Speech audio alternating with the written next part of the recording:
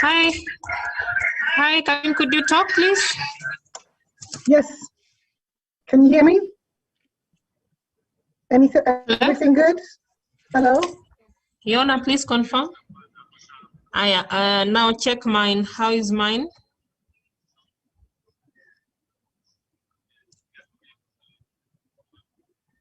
So where is the problem?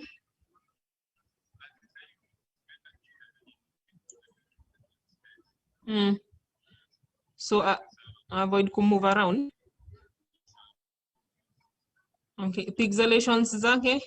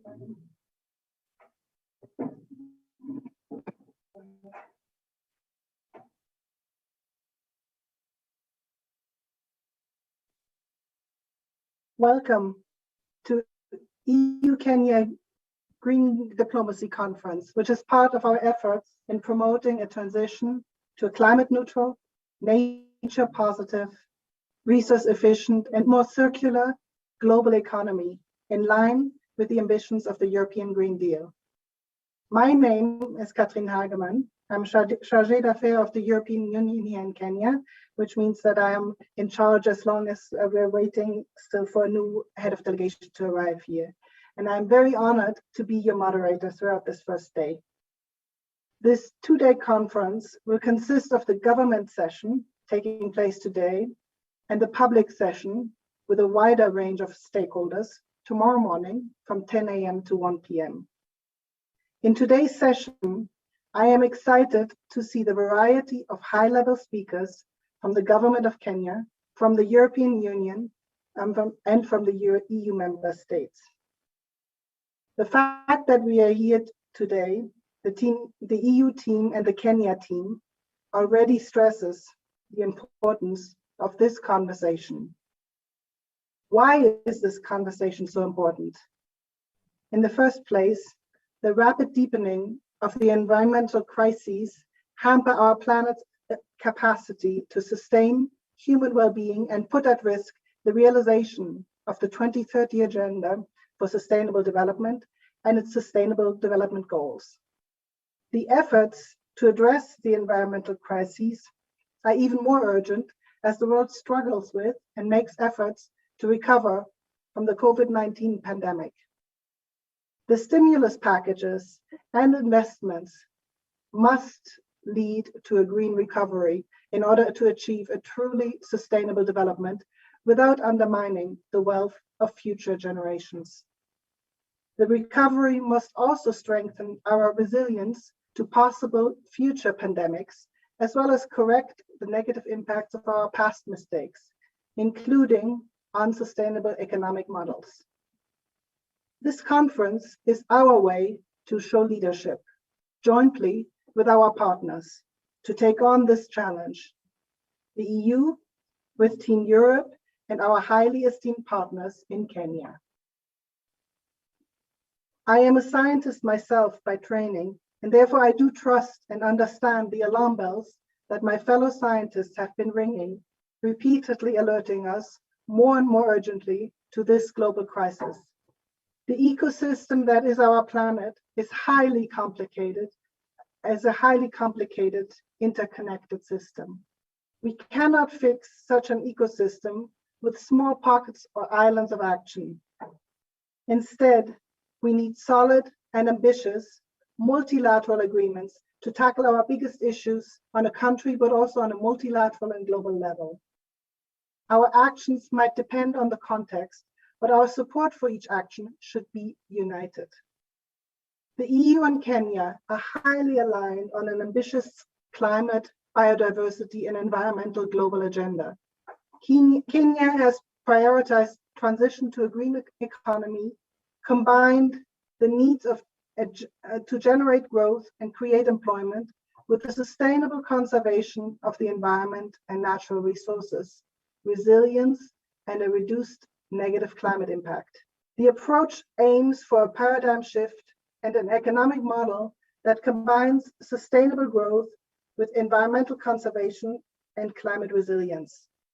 This represents a major transformational effort on the side of the Kenyan government, involving multiple line ministries as a whole of government objective. And this is why we have several ministries present here today. Kenya represents an ambitious revised NDC as its contribution to the COP26 and is a frontrunner in biodiversity conservation efforts.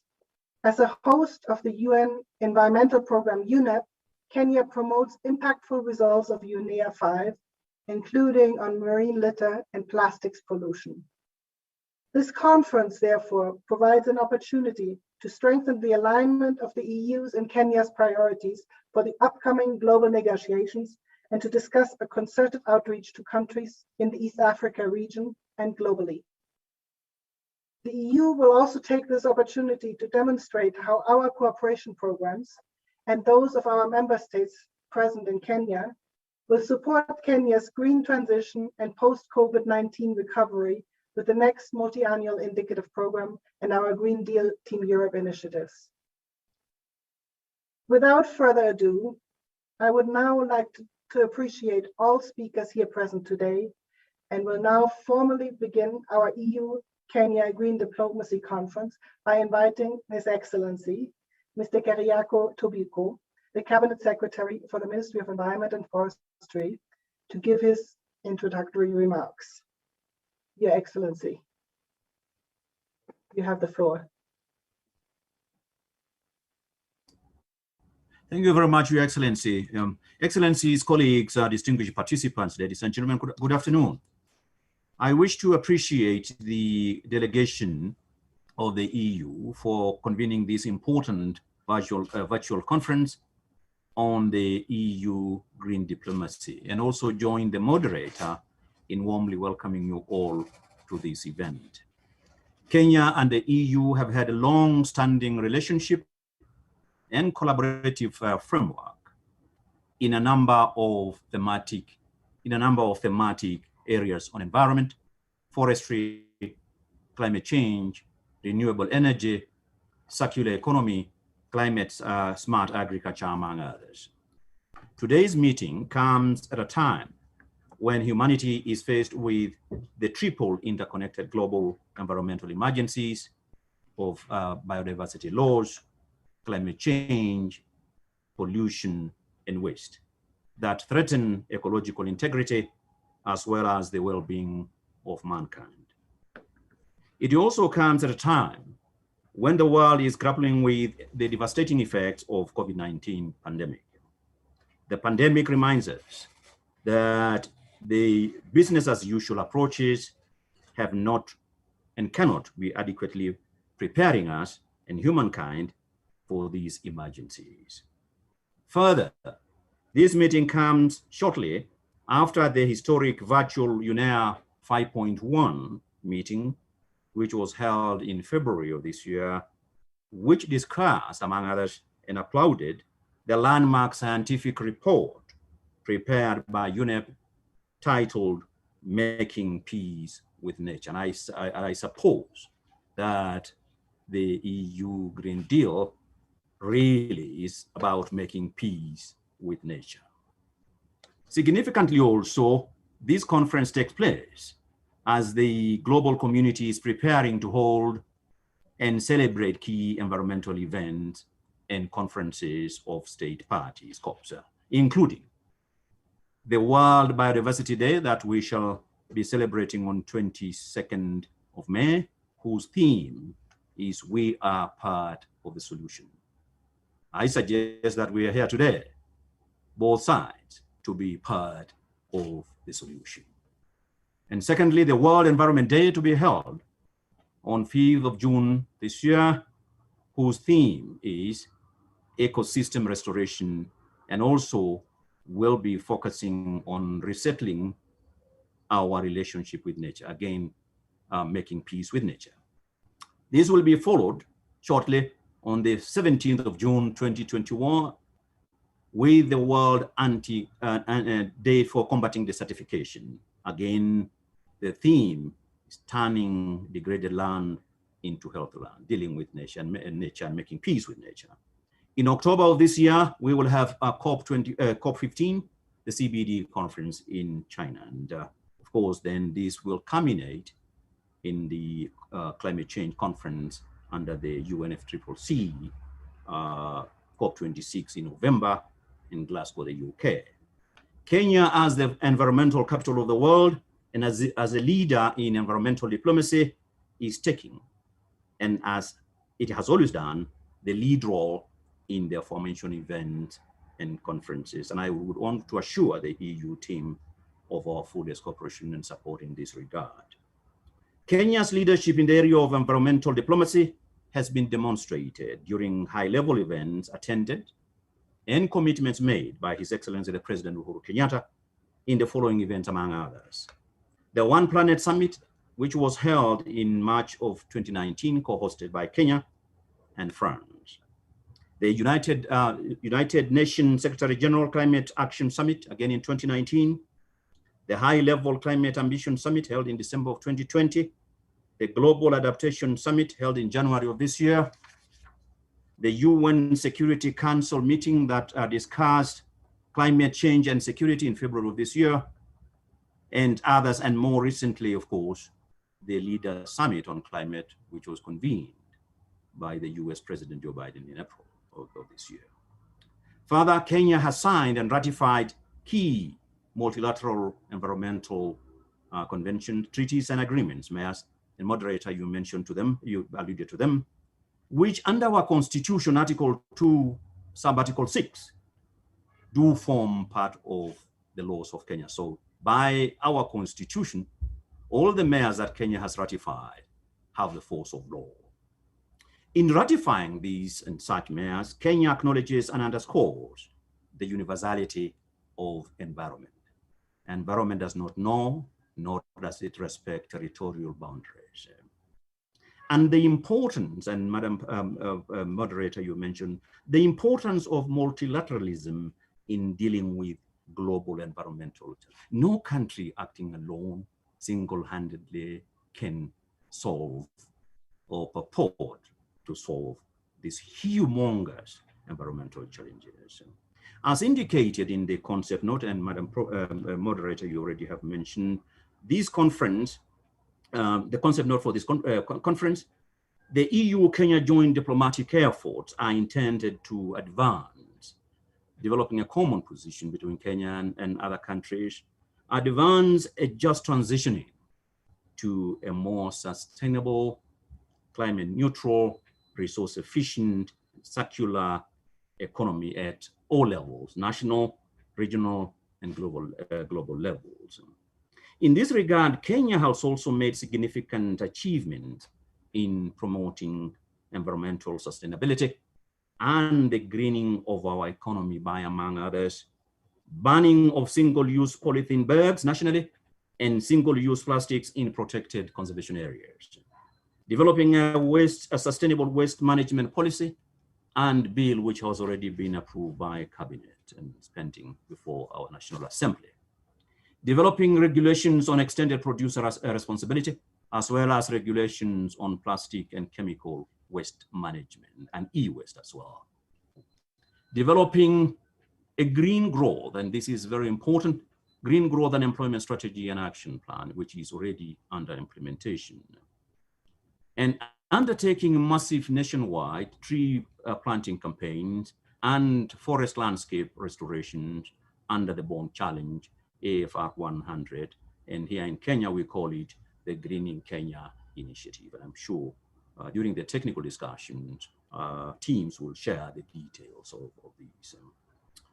Further, in our updated and ambitious NDC, which we submitted in good time, and I think we are probably one of the few African countries to do that in record time, and our Climate Change Action Plan 2018-2022, circular economy is mainstreamed as an important tool in the fight against climate change and in the attainment of the agenda under the SDGs. Similarly, Kenya is finalizing its long-term greenhouse gas emission strategy, LTS 2050, which provides a roadmap for carbon neutrality, and which will, among others, once finalized, and we target to finalize, indeed, working round the clock to ensure this is done before COP26. And these will enhance the scope of circular economy practices and interventions around it in all sectors. From the foregoing, therefore, it is clear that the principles that underpin the EU Green Deal and the EU Green Diplomacy are very much aligned with Kenya's green growth agenda. So we have common ground. And I look forward, therefore, to positive outcomes from this conference. I thank you all for listening. Thank you very much.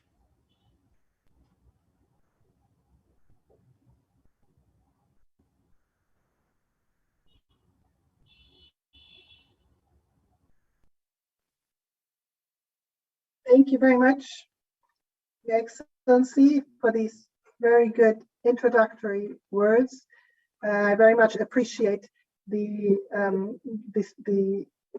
statements you have made. Business as usual is not an option, and we need to be part of the solution.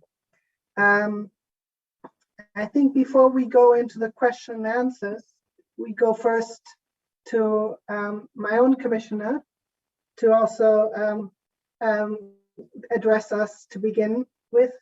So, Your Excellency, Commissioner Tsinkevicius, may I give you the floor?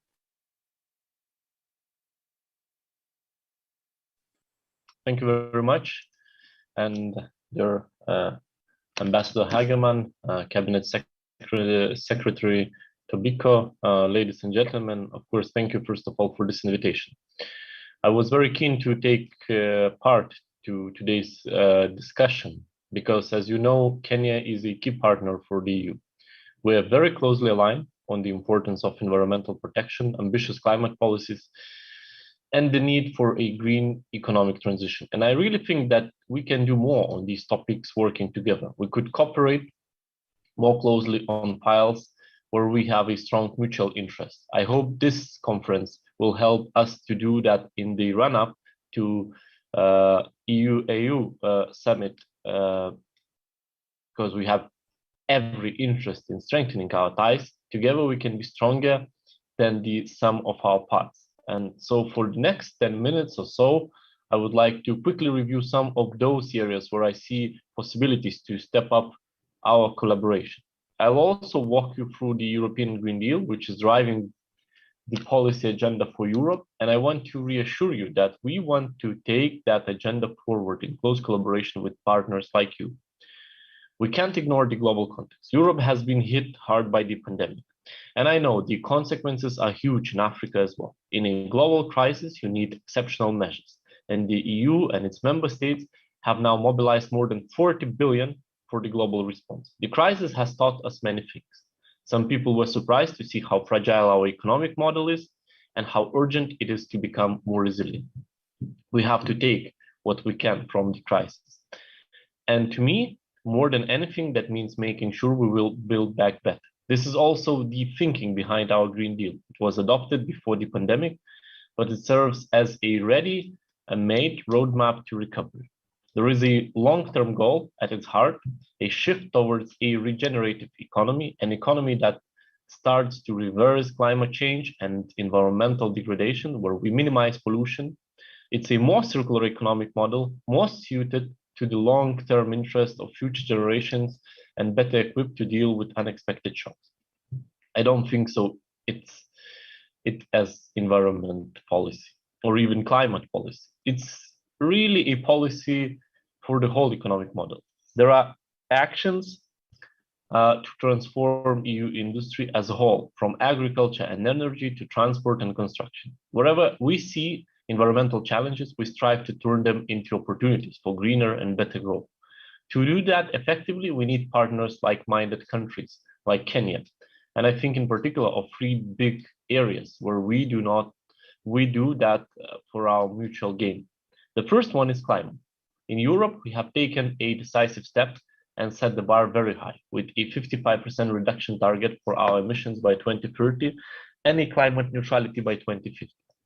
We know that you work with very different constraints. We understand and respect that. We take note of the increase in your mitigation target, but we encourage you to continue these efforts because we believe there is still scope and possibilities to go further. Europe is doing what it can to support sustainable infrastructures in Kenya, to increase access to clean energy, for example. The EU is providing assistance in the development of renewables and helping reinforce the electricity system. With COP26 coming, this is a truly critical year for climate. We see you as being very well placed to show leadership at the regional level in the run-up to the conference, and you can count on our assistance there as well. Of course, COP26 isn't the only COP this year. The biodiversity COP in Kunming is equally important, and that's the second area where we should be joining forces. It's time to recognize that biodiversity is as crucial, and we should aim at a Paris-like agreement in next October. Kenya, with its amazing biodiversity, knows very well how biodiversity is the basis of a sustainable economy, how it means access to food, water, and energy for billions, and of course, how it means tourism and jobs, 8.5% of Africa's economy and 24 million jobs. You are a very clear example of how investing in nature means jobs and business opportunities. If we want that Paris movement for biodiversity, we need an ambitious and effective global framework putting the world's nature on a path to recovery by 2030. For that, I see 5 major components. The first one is ambitious, overarching, outcome-oriented goals to restore ecosystems and halt avoidable human-induced extinctions by 2050. Secondly, we need action-oriented targets, targets that effectively address the direct and indirect causes of biodiversity loss. Thirdly, we need a much stronger monitoring and review mechanism so that national ambitions can increase over time. Fourthly, an enabling framework for the means of implementation that will require to have a broad vision to mobilize resources, including public and private finance, and to ensure the fair and equitable sharing of benefits arising from the utilization of genetic resources. And lastly, this framework needs to guarantee the respect of the rights of indigenous peoples with the participation of everyone affected. I know that the President Kenyatta has endorsed the Leaders' Pledge for Nature, and Kenya is part of the High Ambition Coalition for Nature and People. This is very welcome and shows that we share a lot of common ground. We are counting on Kenya's to be an inspiration for other African partners. That will be key to have everyone work towards the ambitious framework that we all need. And of course, I can only repeat that the EU and its member states understand your need for support. Collectively, we have stood by our commitment to double financial flows to developing countries for biodiversity. And as we head towards 2030, we are determined to keep working with our partners and to step up support under our new financial framework. The third area where we can strengthen our cooperation is the circular economy. Kenya is one of the few countries that is really steering the circular economy transition in Africa. Your ban on single-use plastic bags made you an incredible front-runner, and the Sustainable Waste Management Bill and the preparation is also breaking new ground. We can take this agenda forward together in areas like agriculture, packaging, construction, and textiles. In fact, we already are with a new circular economy project on textiles that we are launching with UNEP. When the conditions allow, I would very much like to visit with a delegation of businesses and high-level EU officials. That way, we can open a policy dialogue and build more business-to-business contacts. We have done this very successfully in other countries before the pandemic, and a circular economy mission to Kenya would be very interesting for both sides. It is, of course, a global agenda, so we warmly welcome Kenya's presence among the 12 countries that have so far joined the Global Alliance on Circular Economy and Resource Efficiency, launched last February. It's a platform with a promising future. On plastic, I think we are quite closely aligned already. I very much believe in the need to take a circular approach at the global level. A new global agreement is the only way to build on the work done so far and deliver an efficient, effective, and long-term response to the crisis. It would close the gaps in the existing instruments and improve the coordination of existing efforts with an overarching framework. The EU and its member states are co-sponsoring the resolution proposed by Peru and Rwanda on the establishment of an intergovernmental negotiating committee for the global agreement. We hope to see Kenya join as a co-sponsor because we really need a global coalition in order to launch the new negotiations at UNEA early next year. Before I conclude, let me mention one last area where I see opportunities for closer ties. It's the blue economy. You are showing great leadership here, and we are lending support to national and regional projects like Go Blue, EcoFish, and Crimario, which help promote maritime security, sustainable blue sectors, and the fight against illegal, unreported, and unregulated fishing. Our interests converge here too, and there is definitely scope for deeper cooperation. I see I'm now over the 10 minutes, so I'll stop here, but I look forward to the questions you may have for me. Thank you. Thank you very much, Commissioner. Thank you, CS, for this good introduction to the topic.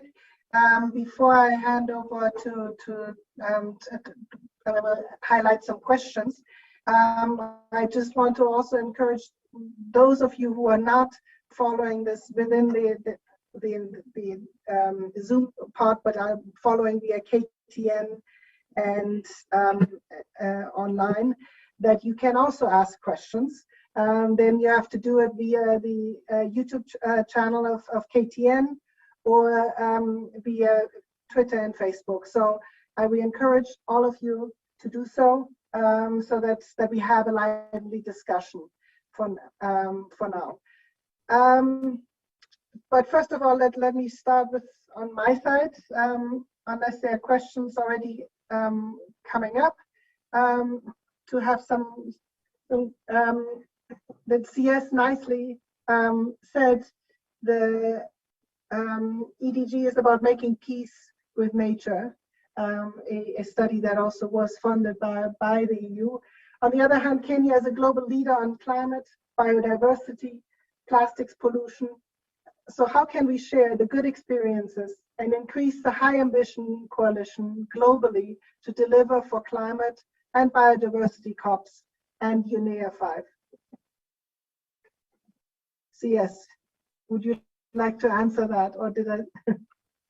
I'm sort of, so how do we share our experiences and lessons learned? Indeed. It is precisely in what we are doing now, having dialogues and conferences, and also as the EU Commissioner suggests, having exchange visits and benchmarking visits, and thirdly, developing common positions and pushing a regional and global agenda together, speaking in one voice. So the point here is there is as much to learn from us as there is to learn from you, and every country has experiences. And not just us, the policymakers, the scientists, the technocrats, but more importantly, and this is again what was alluded to by the EU Commissioner, indigenous knowledge, traditional knowledge. And when we're talking about sharing of benefits and knowledge management, learning from our communities and see how we can integrate their centuries-old knowledge and science into our policy discourse. Yes.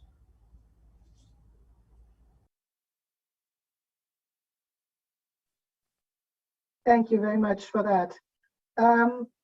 Let me ask another question before we as we're starting to get questions trickle in. Maybe to both speakers now. We are working on a paradigm shift and an economic model that combines sustainable growth with environmental conservation and climate resilience. And this represents a major transformational effort involving, as we've seen, a whole of government approach. How can we assure that we implement plans with the right speed and turn the tendency around, making climate change and environmental challenges not a threat to investment, but the very drive of those? I think the point, again, well made by yourself and the Commissioner, is this. These are not separate, distinct items. When we deal with climate change, we deal with biodiversity law. We are dealing with pollution and waste. We are dealing with one and the same thing, and we must then identify how interconnected these are. And secondly, when we value, we need to put a value on natural capital. There is absolutely nothing scientifically or empirical to suggest that protecting nature is inimical or destructive of business. Quite the opposite. I think science and that the report by UNEP demonstrate that by investing, for every dollar you invest, you earn more, maybe 8 times as returns on equity. And we are investing for today and for the future. So absolutely, protecting nature is actually promote investment and economic growth. Thank you. I would say just, I think it was answered the question very well already, but I will just add that we can deal with the climate change in silos, and that's just impossible to achieve the breakthrough. And where we have to do utmost, first of all, to incentivize. We have to do utmost that our policy action is coherent in all the areas, and that when we speak about especially public investment, that they would be channeled through the lens of the Green Deal, so that it can be successfully blended then with the private money, and of course reach those goals. And I think we are quite in a favorable situation to successfully kickstart the European Green Deal and a climate change agenda with a huge chunk of public money to be invested into post-pandemic recovery. For some it's recovery, for others it's resilience, but the goal is same. And I think the core of this has to be, of course, the European Green Deal, our climate agenda. Thank you to both. I have another question, maybe more to the Commissioner, but probably also to both. How has COVID affected our ability to address environmental crises, such as the climate crisis, but also biodiversity and other crises in the environmental area?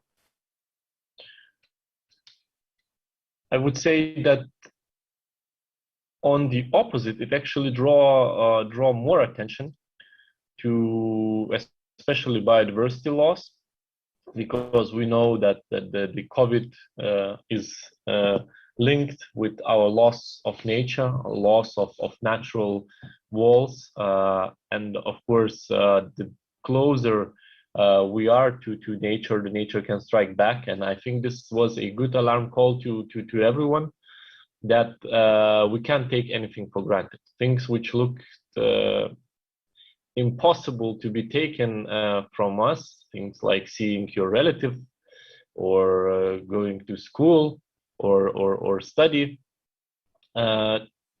or completely stopping the economy, it happened. And climate change, biodiversity loss, going to have even bigger consequences, which inevitably going to affect all of us. So I think it served as a good wake-up call to everyone, to immediately start action. And I'm happy that if you look at the European Green Deal and our agenda, that it was not affected at all by COVID. All the initiatives, plans, legislative proposals, they are on time. They were all proposed, and we're moving ahead. As I said, most importantly, it's also got accompanied with additional funding as a Next Generation EU, which is of course very important in order to foster the transition and make sure that we start off very well. Yes, I think firstly, a direct correlation between COVID-19 and other zoonotic diseases, and this I think scientists have said, is that there's a correlation between destruction of the environment and the spread of zoonotic diseases, including COVID, corona, and other. So the first thing is correlation between destroying environment, biodiversity loss, and COVID-19. And secondly, on the negative part about, and there was at some point maybe some temporary benefit, where there was lockdown, industries, and in terms of pollution, in terms of industrial shutdown, and so on and so forth. So there was, I think, some temporary decrease in terms of emissions, in terms of global warming, but that was temporary, because now all countries are rushing to try and claw back what their slow. So now, if we are not careful in our desperate attempt to recover, we can easily take away the short-term benefits. And thirdly, the conferences that we mentioned about, as you mentioned, the COP25, COP26 and others, all these conferences, including UNEA conference, have had to be adjourned several times because of COVID. So a lot of decisions, global decisions, could not have been made because you cannot transact those substantive issues virtually. At a domestic level, yes. And now we see a huge, in terms of waste, and huge quantities of medical waste, whether we're talking about masks and other PPEs, being thrown over and littered and so on and so forth, including now into the oceans, the rivers, and so on and so forth. Yes, so it has had very, very, very, very dire consequences on the environment and vice versa. Thank you to both. Maybe one last question before we get to the rest of the speakers. Tomorrow we'll have the second part of the session, and we'll have young people speaking, young Kenyans also speaking. And I think one of the questions that the young people are always asking is this now at the expense of jobs and opportunities for myself? Where are the opportunities arising for me as the next generation? Where should I be? What should I be studying? Where should I be focusing? Where should I start my business? And will I still be able to do what I want to do while we shift to a new paradigm? Any thoughts on that? Any advice to the very young population of Kenya? I think, first of all, I'm very proud always, speaking about the young people, because they'll need the amount of time which we needed to realize things which are obvious. But I think the double transition has the future. So I'm speaking about the digital and the green.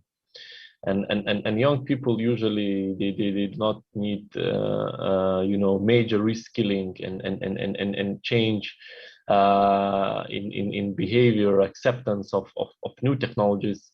So I think they have a huge advantage in this future-driven agenda. Of course, it's very important that they would receive the strong knowledge base. But I think through what we see how Kenya is progressing and on which area it's focusing and puts itself as in a leadership position, it provides that solid base. But of course, I would focus on that double transition, digital and green, which will in the future offer opportunities all around the globe. Wangari Maathai did say this, that those that suffer the consequences of environmental destruction are not those who destroy the environment, but generations to come.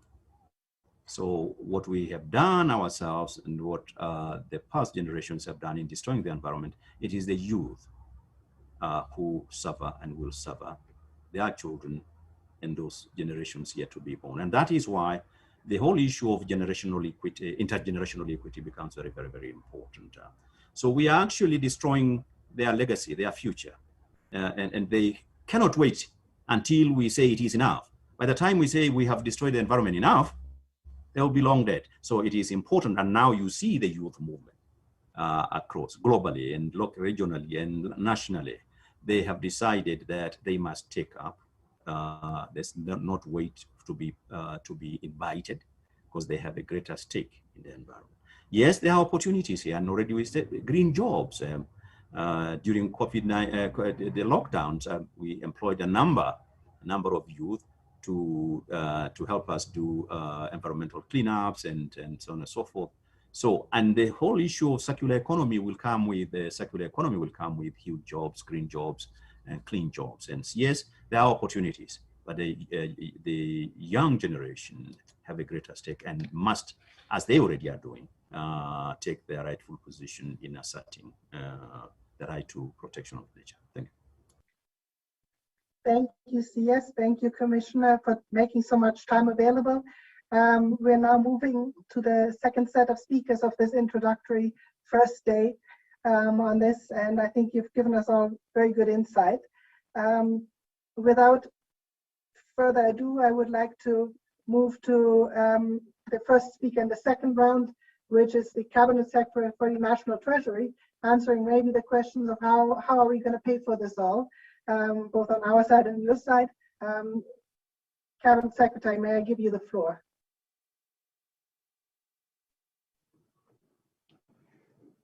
Yeah, thank you very much. Firstly, I would like to take this opportunity to thank the EU for organizing this very important forum, especially at a time when Kenya, like other countries, are faced with challenges of COVID-19 and climate change. The government of Kenya considers green finance and cooperation as critical to the full realization of its development goals, as set out in the Sustainable SDG, Vision 2030, the Big Four agenda that we've recently undertaken to give us a development trajectory, the Paris Accord and the African Union Agenda 2063, among others. It's important for me to mention that Kenya has adopted 6 critical key milestones in the area of green finance and cooperation.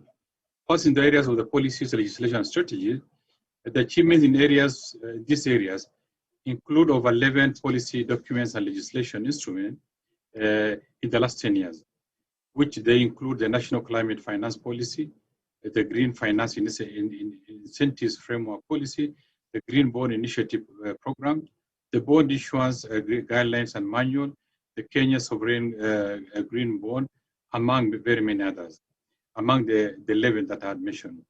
These developments have put Kenya ahead of its peers on matters of green economy and climate finance, pointing to strong government political support for climate finance, while creating an environment for the collaboration and partnership necessary for the enhanced mobilization of adequate, sustainable, and predictable green finances.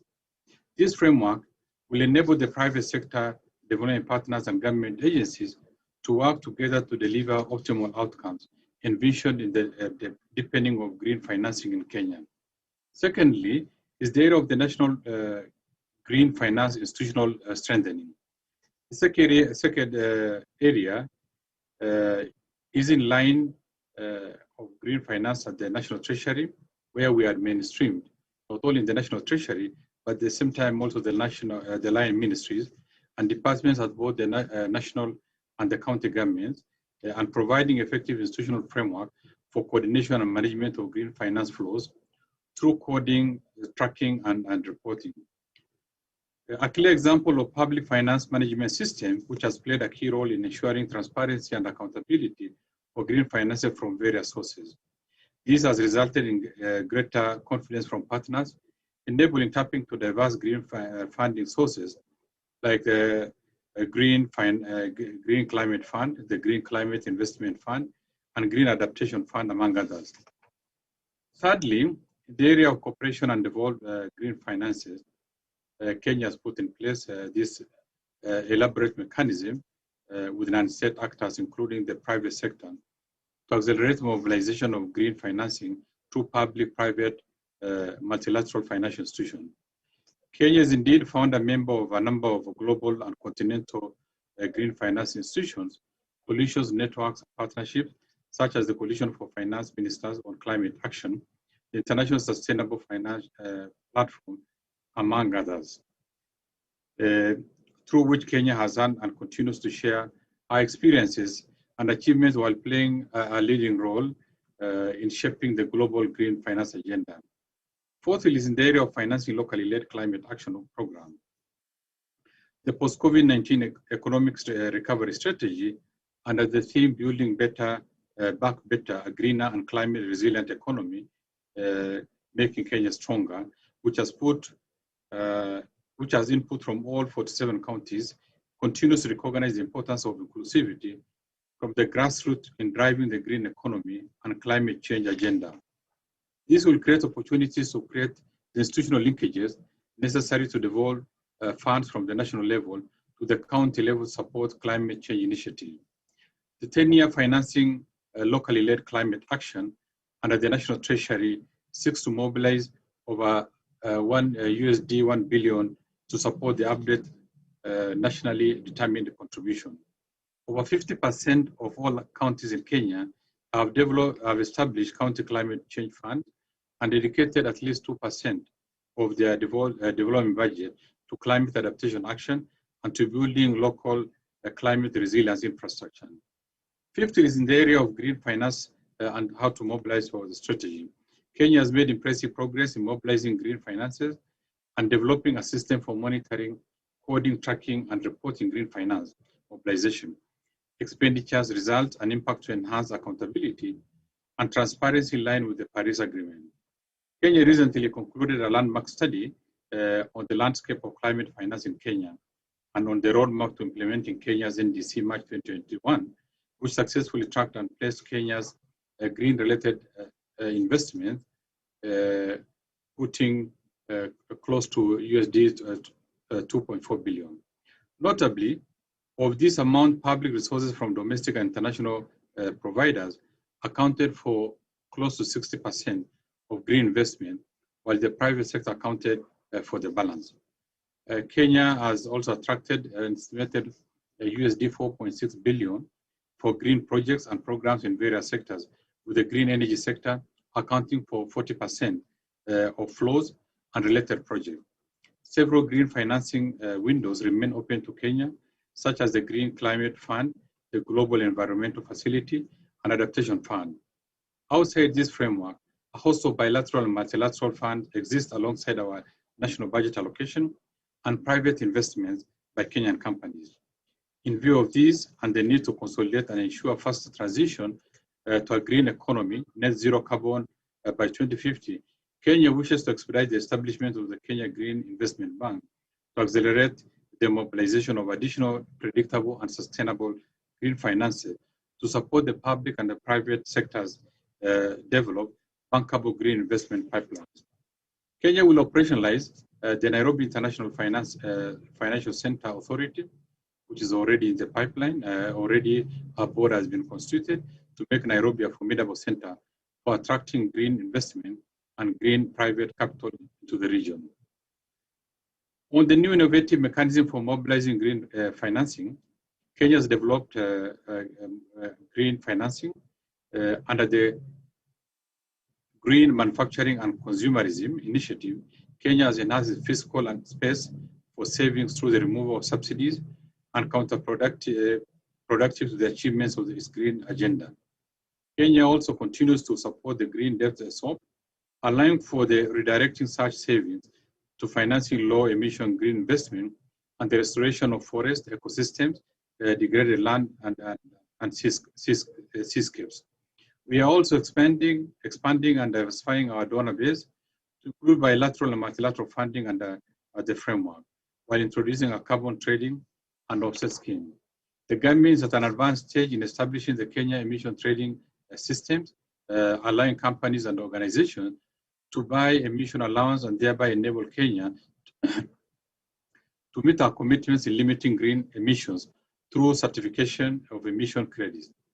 The system will be managed through the soon-to-be established the National Carbon Credit and Green Asset Registry. Other key innovative mechanisms we are pursuing the evaluation of Kenya's natural resource capital so as to establish a natural resource base for modernization and application of a nature capital asset in the calculation of our GDP. Additionally, in relation to this, Kenya will soon be launching a sovereign green bond to finance green projects across the country in line with the country's green economy and climate change development agenda. These 6 critical achievements I have outlined summarizes the commitments to the Paris Accord and to green and climate resilient economy. In conclusion, I encourage all of us who are participating in this important deliberation in this 2D event, hope that we'll come up with clear and actionable approaches that will enable our countries to continue taking leading role in realization of ambitious ambitions towards transitioning to a net zero carbon neutral economy by 2015, with the support of the European Union and other like-minded partners of Kenya. I thank you for your attention. Thank you, CS, and thank you for being exactly on time. And as you know, we've been good partners, and we will continue to be good partners to work on this and in other matters for Kenya's development. Without further ado, I want to hand over to the next speaker. From our side, the Vice President of the European Investment Bank, Mr. Thomas Östbos. Thank you for joining us today and giving the view also of the European Investment Bank and how to support all of this. Thanks a lot, Katrin. Good afternoon, Your Excellencies, Commissioner, Governor Njoroge, distinguished guests, ladies and gentlemen. Greetings from Sweden. As Vice President of the European Investment Bank, with responsibility for energy and health issues, and for lending operations in Eastern and Southern Africa, and for overall development policy, it is an honor for me to participate in today's EU-Kenya Green Diplomacy Conference. Last year for the EIB was record high when it comes to our engagement in Africa. In 2020, as part of Team Europe, the EIB provided an unprecedented €5 billion of new financing and technical support for almost 60 high-impact projects across 28 African countries, including Kenya.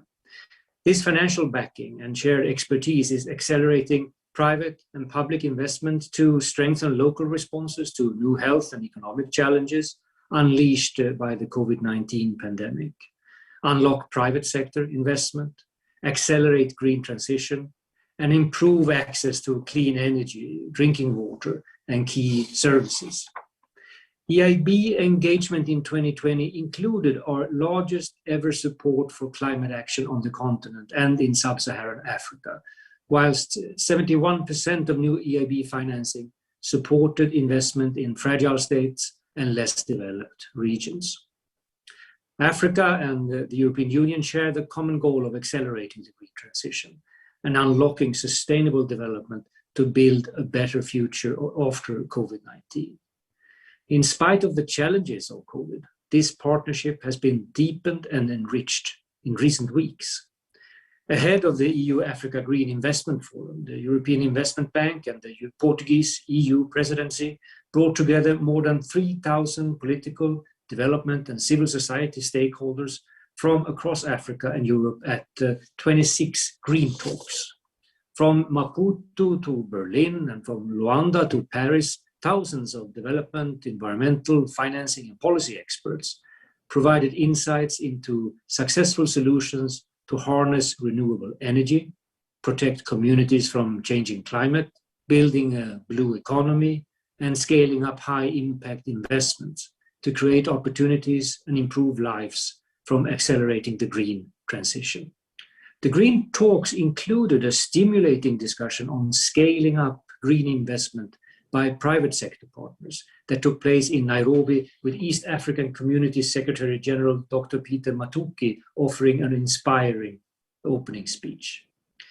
We were also inspired by Cabinet Secretary Betty Maina's heartfelt intervention during the concluding high-level event in Lisbon on 23rd of April, when we heard about Kenya's ambitions for a green and sustainable recovery. The European Investment Bank is committed to scaling up support for climate action and the green transition in Kenya and across Africa. The EIB has unique expertise supporting renewable energy, energy efficiency, and climate adaptation projects around the world, across Africa, Europe, Asia, and Latin America. As the EU Climate Bank, this experience strengthens the impact of all projects we support and help to reassure our investors. In 2015, the EIB pledged to provide $100 billion for climate action over the next decade. This ambitious target has been surpassed thanks to the vision of public and private project promoters. Looking ahead from 2025, 50% of EIB financing worldwide will support climate action and environmental investment. Our close cooperation with partners in Kenya is already strengthening the impact of investments to accelerate the green transition across Africa.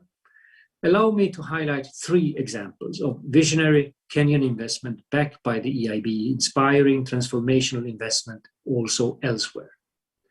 7 years ago, the EIB and the EU jointly agreed to provide 1/3 of the financing for the 70 billion Kenyan shilling or 625 million euro Lake Turkana wind project. This includes 200 million euro in long-term EIB loans and 25 million euros quasi-equity grant support from the European Union. The Lake Turkana wind power project is part of an ambitious plan to bring power to all Kenyans while making the transition 100% renewable energy. As both the largest single wind farm in sub-Saharan Africa and the largest ever private sector investment in Africa, the Lake Turkana scheme shows how visionary investment can harness green energy to unlock development.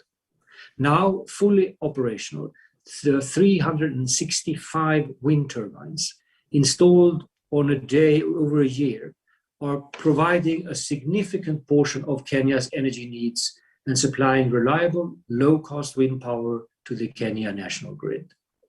This milestone for clean energy in Kenya was only possible given the close cooperation between Kenya and the European public and private investors who provided 2/3 of financial support. Lake Turkana demonstrates that large-scale renewable energy projects can be built and financed in remote regions of Africa. Climate change threatens the livelihoods of millions of people across Africa. Africa's largest lake, Lake Victoria, is at risk of dying from pollution and climate change.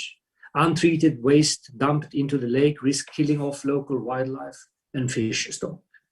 The excellent cooperation between the government of Kenya, Uganda and Tanzania, and French and German development finance partners, the European Union and the EIB, as well as UN Habitat, is supporting large-scale water and sanitation investment around the lake.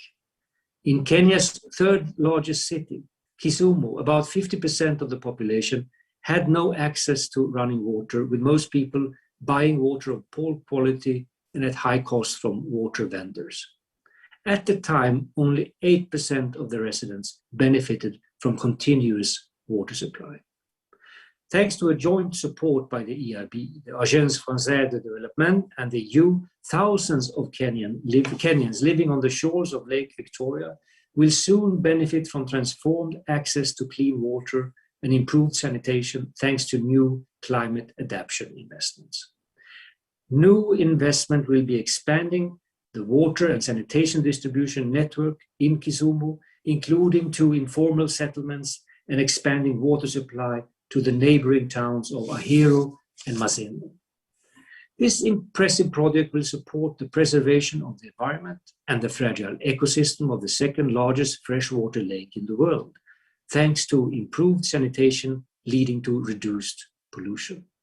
The increased access to clean and reliable water will contribute to improved health, reduced infant mortality, and strengthen efforts to fight COVID-19 through hand-washing stations installed after the pandemic started. This project shows how Team Europe and Kenya are working hand in hand to improve lives.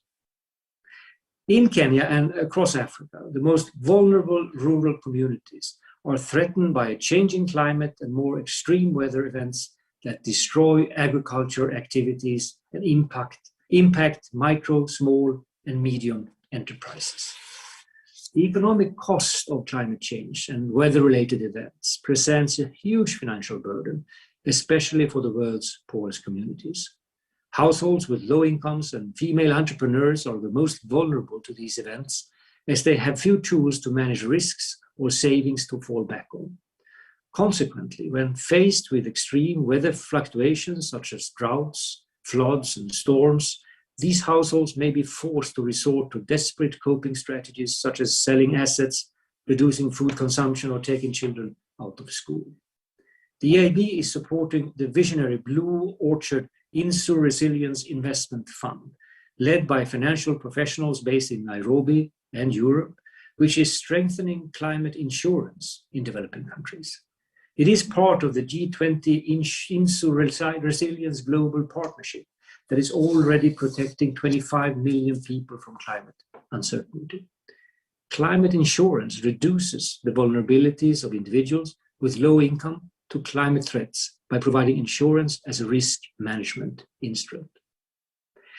Ladies and gentlemen, as these Kenyan examples show, large and small-scale solutions to scale up climate action exists, Investor support can be harnessed and opportunities unlocked to create green jobs and ensure a better and more sustainable future. As part of Team Europe, the EIB team in Nairobi, our 9 hubs across Africa, and our Luxembourg headquarters stands ready to strengthen existing partnership and embark on new friendship to show how sharing experience and expertise can accelerate climate action, increase high-impact green investment, and deliver sustainable development. Kenya is a land of green and blue opportunities, so let us grasp them together and make it a success. Thank you for your attention. Asante sana, Vice President. I now have the honor to hand to the next excellency. In Kenya, the environmental agenda is sort of divided between 2 ministries, and we didn't want to leave out any part of it in this conference. So I'm very happy that Your Excellency Najib Balala had time to address us quickly. Asante sana. Thank you very much, Catherine, and thank you, colleagues and friends of Kenya. Today we are discussing climate change. I think it's timely, and it is interdependent with our economy. Kenya's GDP and benefits from tourism is 10%. So tourism, including wildlife, it's all one, interdependent with climate change. But again, the pandemic has taught us lessons. We have woken up to a new reality of life that we must change, the new norm. And nobody is left out. Anybody going to open up after the pandemic, it must be refreshed, opening up. The new norm is very challenging. So everybody who is committed to progress, they must have transformation agenda. The tourism industry is not left behind, neither the wildlife sector has been left behind. So I believe in 3 key fundamentals that needs to be implemented as a lesson after the pandemic. One is the new investment and new model of business, being in tourism, being in wildlife. So yes, definitely the issue of reduction of cost, reskilling and multitasking, the issue of new products and diverse products, the issue of markets. Nobody imagined that there is a market called the domestic market. Not only in Kenya, we tried before, but a lot of countries never appreciated their local and domestic clientele, who happen to be the local people around you. We need to put value to those people. Again, why is everything being done by one entity? Why don't outsource? PPPs are a good example. Why does government run a convention bureau or a convention facility? Why don't we outsource and make it more efficient? Why does government run a national park? These are the things that needs to be corrected. And this is the time to think again. Well, definitely, there is also the reduction of institutions. How do you make sure that you are lean and effective and efficient? These are things that needs to be rethought again. So number 1 is new models, new modeling of business, new models of sectors. If we continue as the same model as before the pandemic, I don't think we can be able to progress forward. Number 2 is technology. Again, we have seen how powerful technology has gone throughout the economy. It's not just about just WhatsApp and Facebook and Twitter. I think the whole business economy depends on applications. Actually, it's on sales applications. That's why it's very important to appreciate technology. So the investment of broadband capacity, the investment of smartphones and technologies like that is very key. Issues of, again, drones, the usage of drones. Us in Kenya Wildlife Service, we have almost 6,000 people who are working at Kenya Wildlife Service. Every day we see it's not enough. We need more people. But with technology and now with the drone technology, we can actually remotely manage our sanctuaries, our parks, our reserves through technology. And that is the way to go forward. Definitely, there's so much we can do with technology. Revenue generation, again, need to be digitized. It cannot be manual and analog. It must be different. So this is a wake-up call for the sector, for any sector, to depend on technology to bring efficiency, but also can become accountable. And number 3 is about environment. Environment and sustainability. For example, wildlife cannot be sustainable if the environment is destroyed. We have seen even the sizes of elephants, the thinning of elephants is because of lack of the right nutrients in the vegetation. A good example, the numbers are going up because we have tamed poaching in Kenya.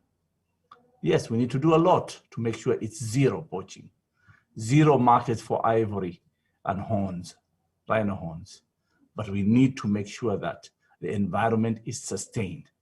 And my colleague in the Ministry of Environment, Honorable Tobiko, Kariako Tobiko, he's putting efforts in greening Kenya, because without greening Kenya, we cannot have the biodiversity we require. So definitely we see a direct impact, not only on elephants becoming thinner because of the food, but also the animals are living in the protected areas and now going after farms and agriculture, creating a worst pandemic, which is called the human-wildlife conflict. The minute we lose the goodwill of the local communities, we will lose conservation. And that's why this agenda of human-wildlife conflict must be on the top agenda of the global leaders. Otherwise, we are going to lose conservation agenda with the local communities. There are many innovative ways of financing, green financing, for both conservation, but also in businesses. Again, we have seen the tourism industry. If you're not green, if your power is not green, if your water is not recycled, if your sewage is not treated, then you're going to lose out.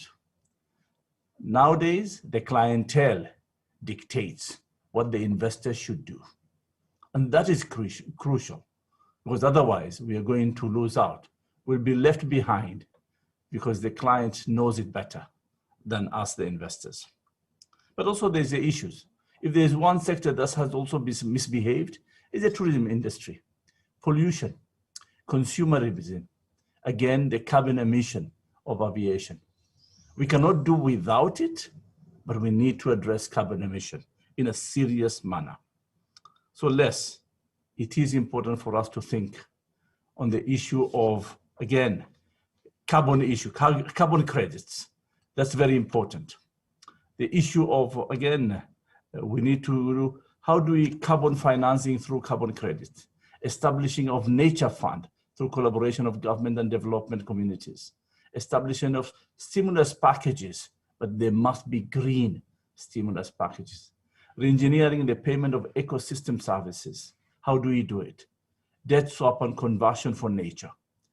These are fundamental and innovative ways of how do we finance both tourism, but also we can finance the wildlife sector.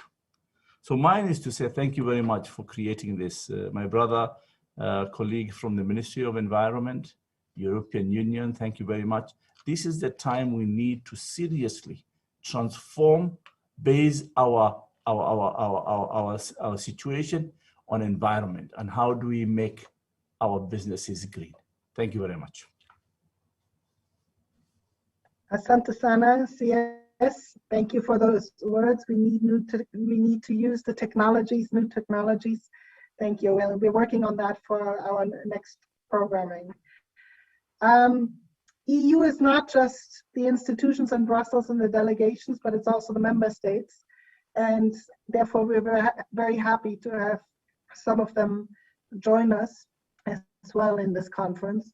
And therefore, it gives me great pleasure to hand the microphone, so to speak, all the way to Sweden, to ask Her Excellency Ms. Janine Eriksson, the Swedish State Secretary for International Development, to give us the member state perspective maybe on this. Thank you very much. Thank you. Excellencies, esteemed partners from both the Kenyan government and EU countries, ladies and gentlemen, thank you for the opportunity to speak at this important event. Because, as we all know, our planet is in a state of emergency with several crises going on. A global climate crisis, bringing an increasing number of tropical storms, floods, wildfires, and droughts. A biodiversity crisis, with an accelerating extinction of species, raising sharp questions about how our livelihoods depend on our relationship with nature. An inequality crisis, worsened by the socioeconomic effects of the global pandemic, disproportionately affecting those who are already most vulnerable. And a gender crisis, with the global gender gap widening due to the pandemic. And this is here and now and not a distant future. We see the effects all around the world today. If we fail to address these interlinked crises, we will see more hunger, new pandemics, greater injustice and marginalization, more conflicts and forced migration. The health of humans and the health of our planet cannot be separated. We need an urgent transition to fossil-free economies. We need ambitious recovery programs with a human rights and gender perspective that lift the disadvantaged and that set us back on track to redefine relationship with the biosphere. And we need to ensure global action. And this is the time for more cooperation and more determination. This is what our newly strengthened EU-Kenya partnership comes down to. Together, using the opportunities of the EU Green Deal, we must thread a pathway that acknowledges that clean air, arable land, a healthy ocean, wetlands and forests, as well as stable climate conditions, are the building blocks of our existence and the human condition. And that we cannot get there without having democracy, human rights, gender equality, women's and girls' empowerment, the foundation of a world that is fair and equal as our guide. Kenya holds high and progressive ambitions in these areas, manifested in the Kenyan Constitution of 2010 and Vision 2030. However, the challenges are many and are amplified by the current pandemic. The COVID-19 crisis has also thrown many into poverty. A generation of children, especially girls, risk having their education and prospects for a good life irreversibly damaged. Sweden's role is one of partnership and friendship. Cornerstones of our engagement are a feminist foreign policy, a clear drive for democracy, prioritization of climate financing, and a new biodiversity initiative. These are our policy priorities within the EU, with Kenya, as well as Africa as a whole, and the entire world. This is what guides our commitment to building back better and greener, including our partnership role in the soon-to-be launched African Union Green Recovery Action Plan. Sweden and Kenya have a close and long-standing relationship, dating since independence. We have a joint commitment to 2030 agenda. Our relationship is structured around a comprehensive cooperation strategy covering democracy and human rights, environment, climate change, and sustainable management of natural resources, and sustainable inclusive growth. For example, Sweden invests with a strong focus on poverty reduction, in community-led adaptation in Kenya, in sustainable natural resource-based value chains, in water supplies and catchment management, in climate-smart agriculture, and in renewable energy. And I look very much forward to visit Kenya in the near future to discuss this further. Because there is no time to waste. Looking ahead, we must see ambitious and decisive outcomes of the two COPs in Glasgow and Kunming this fall. We must ensure that financial flows, both public and private ones, both national and international, are Paris-aligned and Kunming compliant. Much is being done in this direction, and several actors are beginning to step up, realizing that their future must be fossil-free and nature-positive. But even more remains to be done if we are to bring about the transformative change needed to turn our relationship with nature around, while ensuring sustainable livelihood and economic recovery. Not only is this desirable, it is an inevitable investment that will create opportunities and improve well-being for both people and planet. The world has set important goals through multilateral agreements and in the context of Agenda 2030. Our mutual commitments to accelerating action on these is reflected in two important events in 2022, namely UNEP at 50 and Stockholm Plus 50. Sweden, as the host of Stockholm Plus 50 in June 2022, and Kenya as host country for UNEP, have agreed to join hands on ensure that these important events, the UNEP at 50 and the Stockholm Plus 50, will contribute to invigorated and modernized environmental multilateralism, as well as complement each other and be mutually reinforcing. We regard UNEP at 50 as an important and essential moment to commemorate UNEP and its remarkable achievements since it was established after the first global conference on the environment in 1972. Striving to contribute to the decade of action on implementing the 2030 agenda, we envision a Stockholm Plus 50 that contributes to redefining our relationship to nature by advancing green, just and inclusive post-pandemic recovery and accelerating the transition towards sustainable consumption and production, leaving no one behind. We must expect a lot of ourselves and of each other. That is a chance to take the next step to define our future on this planet. And our plan may seem ambitious. I would argue that we should raise the bar even further. We must remember what is at stake here. It is about our life, all our lives on our planet. The human pressure on wildlife will breed the next pandemic. An acidic ocean will not feed growing human populations. And degraded land will not provide protection against the effects of climate change. Our livelihoods and our economies are dependent on the biosphere. There is no long-term alternative to live in harmony with nature. And we can do this. As we speak, land is being restored to provide natural-friendly production. Local communities are finding new solutions for sustainable livelihoods. Marine protected areas are increasing in numbers and size. Governments commit to new emission targets. And together we can, and we must, scale up what works and end what doesn't, and look towards a green and fair future. Thank you. Thank you, Your Excellency. Together we can and we must. Asante sana. Thank you for giving us this perspective from one of our member states.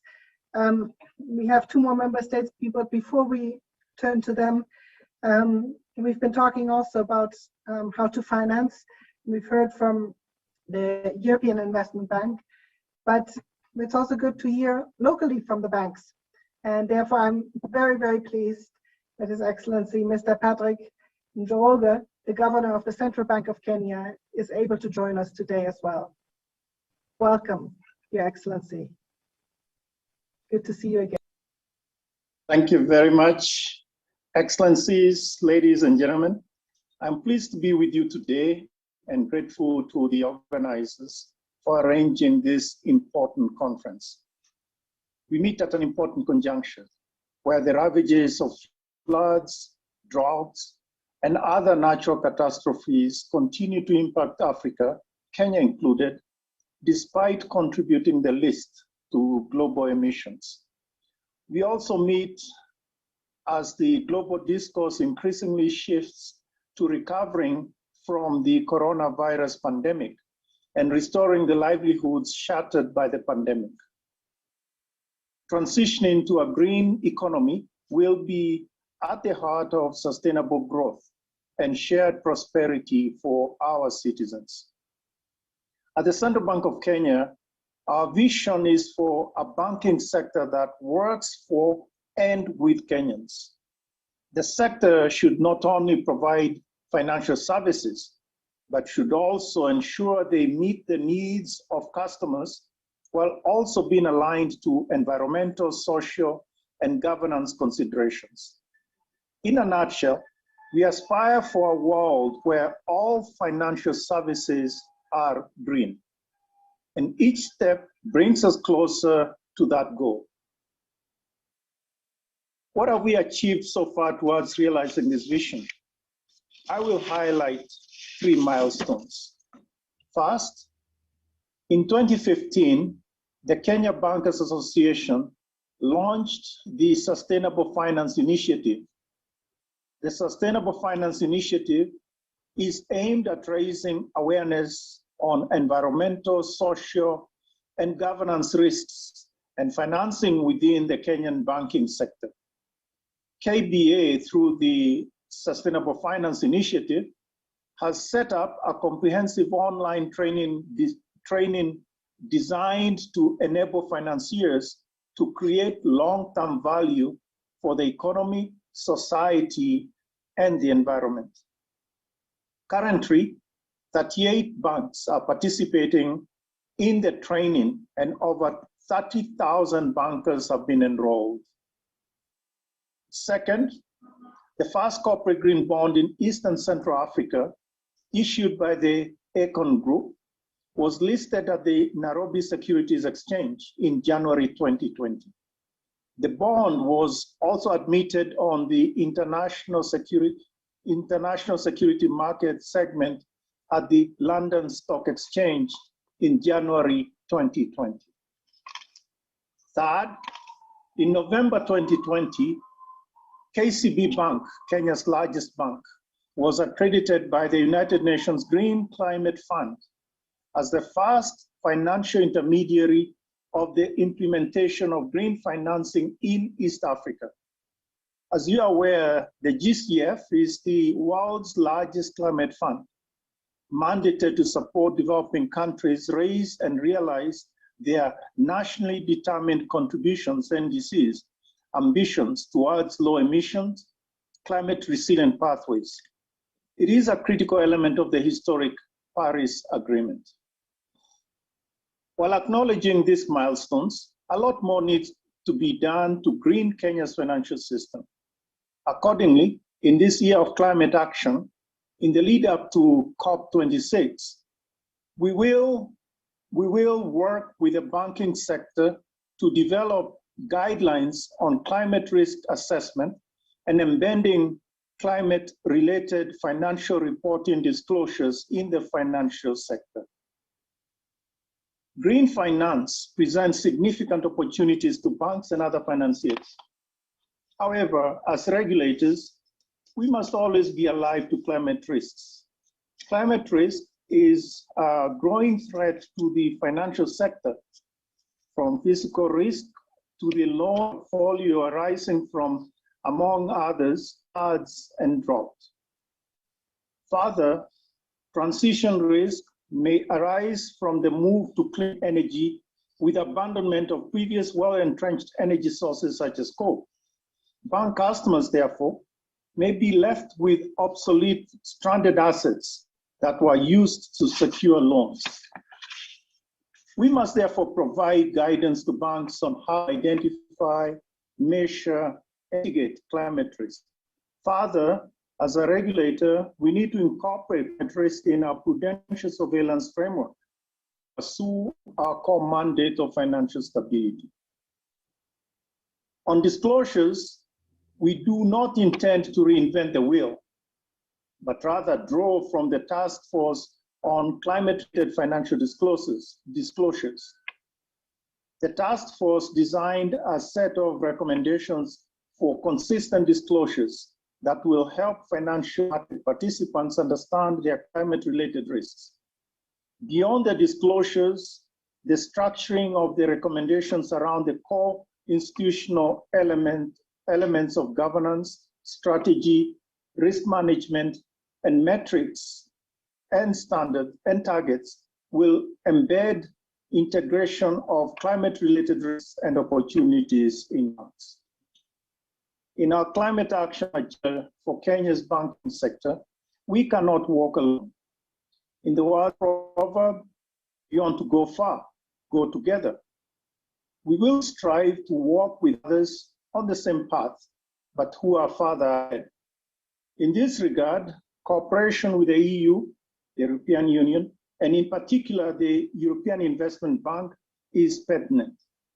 We note the European Investment Bank's transformation to being the EU's climate bank with an associated climate bank roadmap 2021-2025.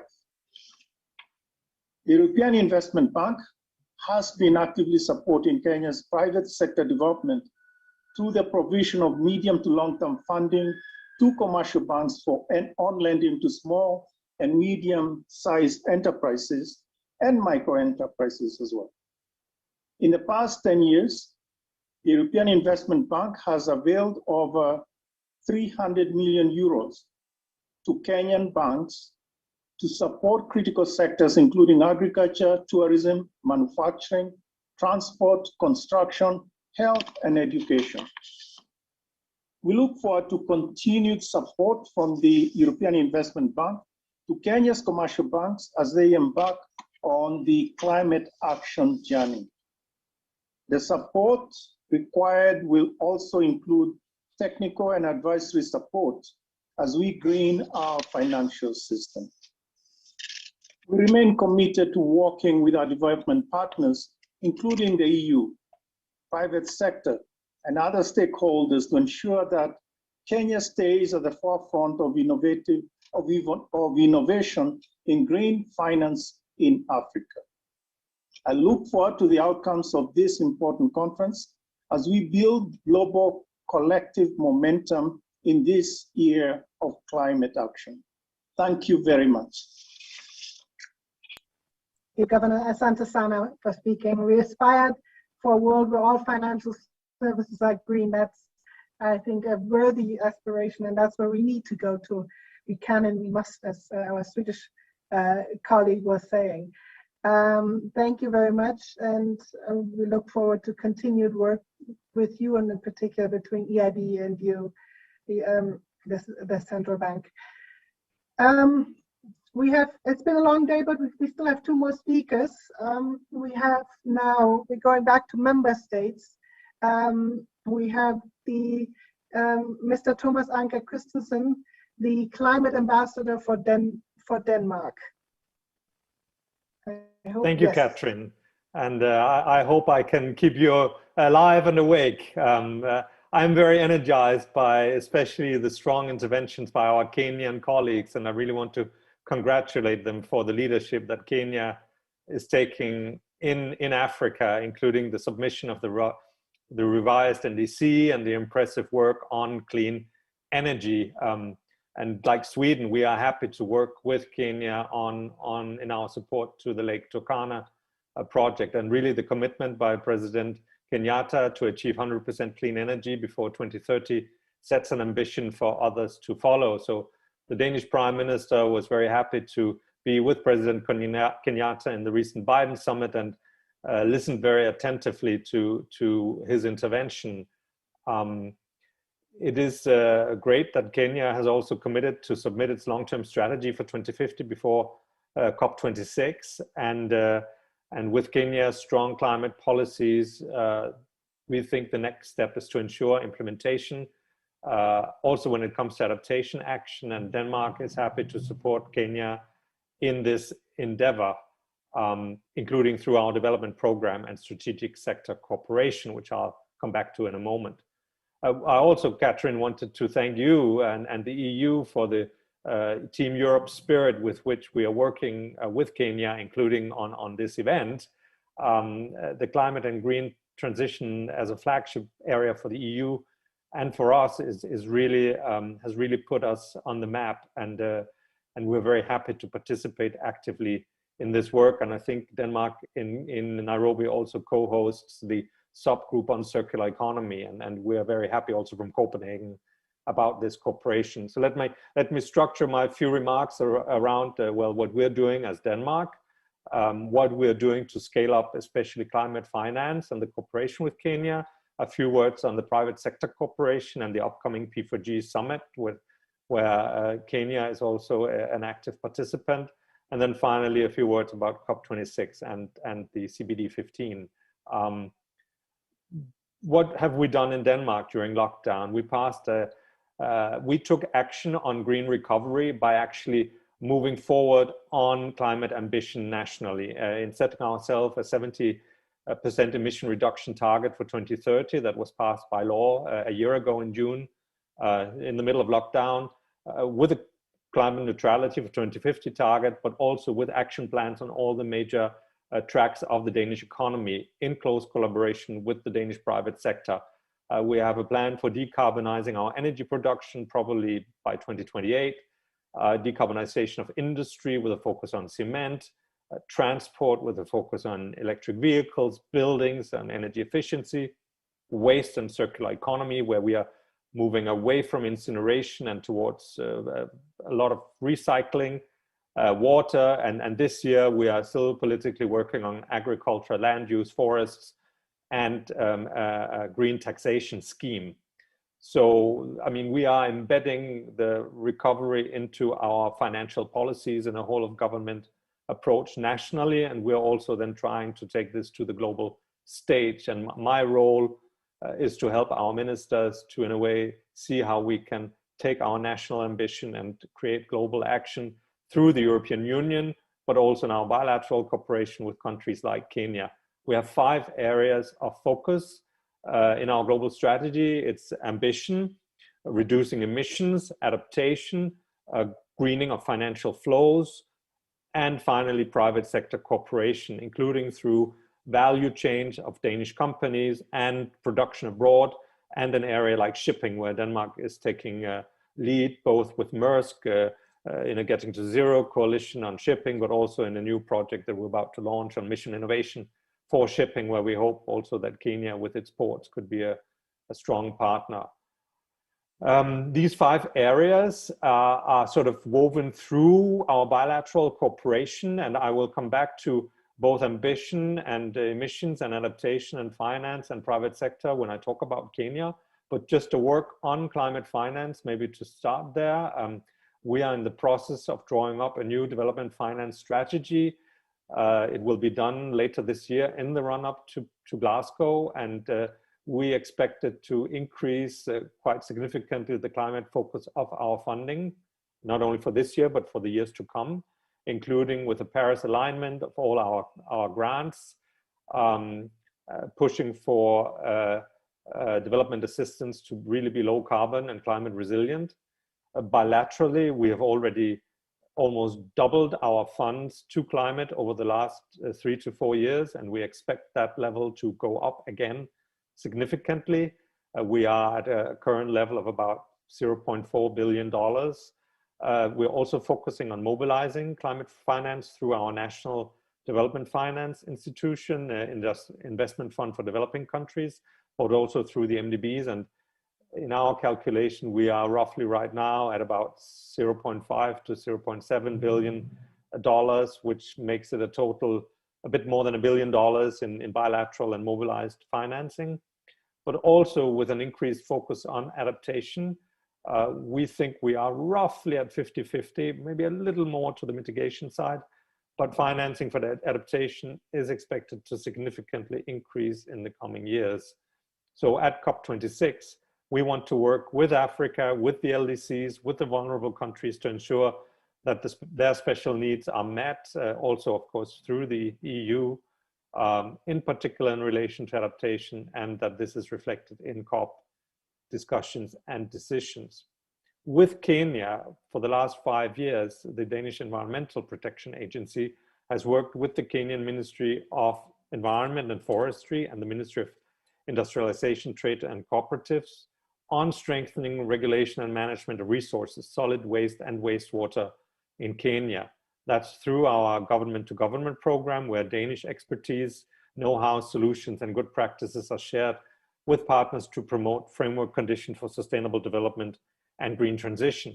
And we're about to embark on the next phase, which focuses on circular economy, on resource efficiency, specifically with regards to producer responsibility, waste data management, compliance and inspection procedures, and so on. So we are trying to turn policies into practice and making actual change within waste management. We are also, and that's interesting in the Kenyan context, I just wanted to mention, increasing our contribution to UNEP. We have tripled it over the last few years, and we are now one of the few countries who contribute above the so-called fair share to the Environment Fund. And even though UNEP might be a small UN agency, we do think we need to listen to UNEP's voice. It provides science-based policies and solutions to our global environment crisis, not only about financing, but also about ensuring that the right solutions are available in the right place at the right time. And we think UNEP has a significant role in raising the environmental agenda to a political level and strengthening the coordination of global environment policies and strategies at regional and national levels. On P4G, the summit is coming up at the end of May. President Kenyatta will be one of the few speaking live at the summit. So will the Danish Prime Minister. I think President von der Leyen has also committed her participation, and a few other EU partners will be there, hopefully live. Kenya is taking a very active role. It has a strong national platform co-chaired by the Permanent Secretary of Treasury and the chairman of the Kenya Private Sector Alliance. And we're very happy and proud that that's happening. It is the biggest P4G country in a number of partnerships, active in 14, for example, sustainable special economic zones, where the Danish company NERAS, sustainable water access, with Grundfos are very active partnerships. So we do think that platforms and models like P4G are valuable to strengthen partnerships and really welcome Kenya in that regard. Also bilaterally with the Danish Confederation of Industries, we're working to pilot a version of the Danish Climate Partnership that we've done in Denmark and to export in a way that model to Kenya. We have a strong presence and work closely with the Kenyan Association of Manufacturers in a Kenya-fied model that could hopefully work also across Africa, and will contribute to Kenya's target of reducing greenhouse gas emissions by 32%. Finally, COP26 and CBD 15. We are very happy to be working with Kenya in the Energy Transition Council, where the EU is also very active, and we think working on energy transition ambition to be showcased in Glasgow is really important. We have to come out of Glasgow showing that the 1.5 degree target remains within reach, both through ambition, through action, and through the outcome of the negotiations. And similarly, at the Biodiversity Summit, and many other speakers have spoken at length about it, so I won't go into too much detail, but we really need to show that that link between climate and biodiversity is there, and that we are able to take global action jointly. And I think Europe and Africa, through also Kenyan mediation, are great partners in advancing this. So we are looking at a scaled up trajectory of ambition throughout 2021, where this crescendo that we had hoped for last year will hopefully, despite of COVID and despite of all the restrictions we are facing as a global community, can take place in 2021, and thus make 2021 a year of hope and ambition, as we hopefully all will be able to turn our back to COVID and focus on tackling the climate challenge in the future. Thank you very much, Catherine. Asante sana. Thank you very much to Denmark. And thank you for giving you the member states' perspective from what you've been doing, both nationally and also in your outreach within the EU and globally. Thank you very much for that. And I like the crescendo up to the COPs for this year as a musician. I think that's a nice analogy. We have one more climate envoy coming up. And I'm very happy to welcome the last speaker, and not a real expert on Africa. There has been in the region until quite recently as EU head of delegation. So I'm very happy to see her in this new role as the Irish climate envoy, Your Excellency, Ms. Sinead Walsh. Thank you for joining us, and I hand you the floor. Thank you so much, Katrine. It's great to see you, and greetings also to all the excellencies. It's been quite a star-studded morning, and I've really enjoyed getting more up to speed with what's going on in Kenya, which is a country that's close to my heart. And I think this conference is really timely and really critical, as all the colleagues have said. So it's a great opportunity to be here. Ireland's relationship with Kenya is of really critical importance to us, and I think there's a lot more that we can do in terms of climate collaboration in particular, bilaterally as well as part of the EU group. But what I was asked to focus on today is actually a specific topic, which is the area of climate and security.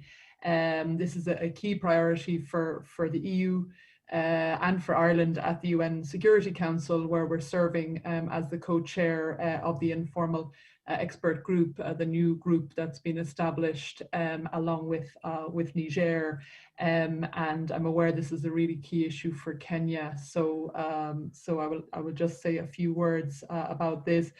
I think what we're seeing at the moment is increased agreement across the Security Council, and indeed across members of the General Assembly on the importance of tackling the drivers of insecurity, including climate change, if we're going to address insecurity.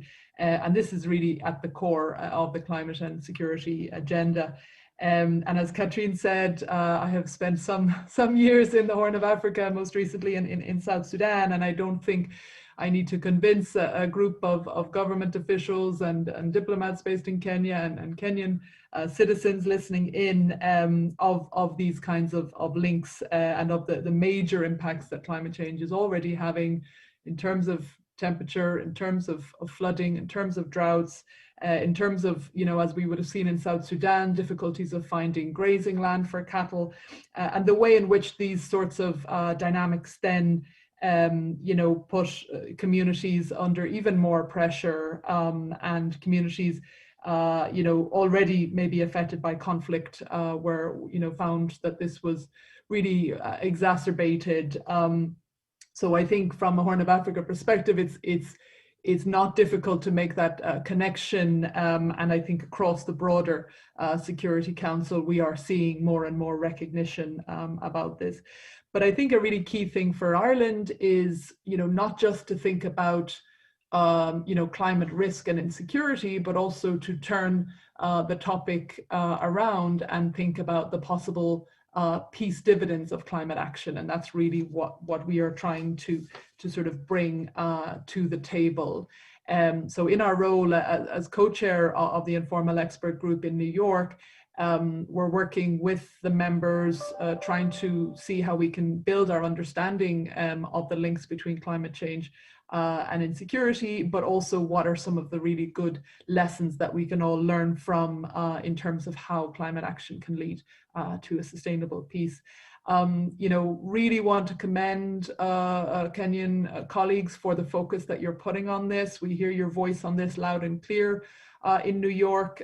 We also know very much at the AU PSC that Kenya is a real leader on this, and the recent AU PSC communique, I think, is just I think a testament to Kenya really pushing this issue, and I know it's you named it as one of, I think, maybe four priorities for your Security Council tenure. So it's a great, I think, area for partnership, and I think we believe that this year there is a real opportunity to advance the agenda of climate and security, maybe in a more systematic way. The US re-engagement is extremely helpful, of course. That shifts the dynamics also, and we find that there's a lot of like-minded member states. Obviously the EU and Kenya and Niger, but more and more. And recently, we heard China also speaking with more, I think, engagement on this topic, talking about the Security Council being able to play a bigger role within its mandate on climate issues. And with COP26 approaching, as everybody has talked about, there is, I think, a window of opportunity this year to build on this kind of momentum and to make progress, which could mean, for example, a global resolution on climate and security when the time is right. Now, we would be very conscious that any resolution would have to build on previous efforts. Germany have also done a huge amount on this issue.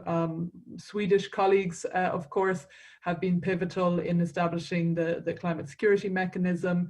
And we would want to, if a resolution were going to be put forward by a group of like-minded, we would want it to build on those efforts and very much to be a collective effort that represented also different regions and different starting points, as it were. But we think this could be a historic moment for the UN to really kind of take on this issue in a more systematic way. And send also signals to other organizations on the need to address climate change. And I think we're very optimistic from an Irish perspective. We have an extremely strong record of working with Kenya on the Security Council. Colleagues will know that, of course, Ireland and Kenya co-chaired the negotiations for the adaptation of the SDGs. So we have some good experience in brokering historic agreements at the UN, and hopefully we might be able to do something together and with other colleagues on this particular issue. Maybe just to add, at the EU level, we're doing quite a lot together on climate-related security risks. That our foreign ministers at the Foreign Affairs Council have really committed to this and have committed to working with the UN on things like early warning systems. And also, I think, coming back to the points that my Danish colleague was just raising about support to LDCs and support to SIDS, we also very much see climate and security and adaptation as two sides of the same coin, because it's support to adaptation and resilience, which is a huge priority for Ireland, that also helps reduce some of these risks of insecurity. So through the EU's strategy on adaptation, we're looking at adaptation as a tool in terms of these conflict issues. And finally, just on the blue economy issues that have come up, I just wanted to really thank Kenya for its leadership. The oceans issue is a huge priority for Ireland. We have 10 times as much sea as we have land, so I think like many islands, we take this very seriously, and the links between climate, the ocean, and also, in fact, security issues as well are very clear. We're seeing the sea level rises, the impact on coastal communities, the undermining of livelihoods, and I think a few speakers today have talked about really good work that's ongoing on the blue economy in Kenya, but also Kenya's global leadership on this is really critical, and we're looking forward to that SDG 14 high-level dialogue, and also the UN Oceans Conference that Kenya is playing such a crucial role in. So just to finish by saying, both as from an Irish perspective and from an EU perspective, we really look forward to working more with Kenya, to learning more from Kenya and how you're working on these issues, and to kind of providing mutual support, and also taking co-leadership roles on some of these global issues at the Security Council and beyond. So thanks so much for giving me the opportunity, and I look forward to working further together. Asante Sana, thank you very much for this, and thank you to all of the speakers. I think it's been a very inspiring session with lots of good presentations, and we've been getting some questions. So I will now open up the floor a little bit to some of the questions that we have gotten for those speakers who still are able to join us on this. The first questions I'm seeing here is more related, let's say, looks more at the Kenyan perspective. So our Kenyan speakers stay alert.